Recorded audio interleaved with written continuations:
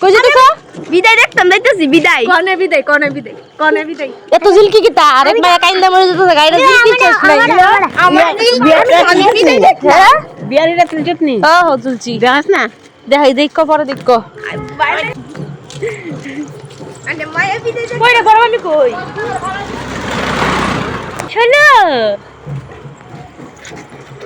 তুমিও দেখতেছো তো একটু বুঝছিল তুই গিলে গেছিস ও মায়া বিদায় দেখতে। তো এইদিকে দেখো রিয়ার বিয়ার পরের দিন তাইরে ঝুমকা লয়ে যাবো এখান থেকে মানে তারা বাইর থেকে ঝুমকা বিদায় দিলাইবো তখন আমরা মামি তারা মাসি তারা মিলে সবাই মিলে রেডি হয়ে গেছি গে তারা বাড়ি দেখবার লেগে তারা বিদায় দিস সন্ধ্যার পরে আর কি।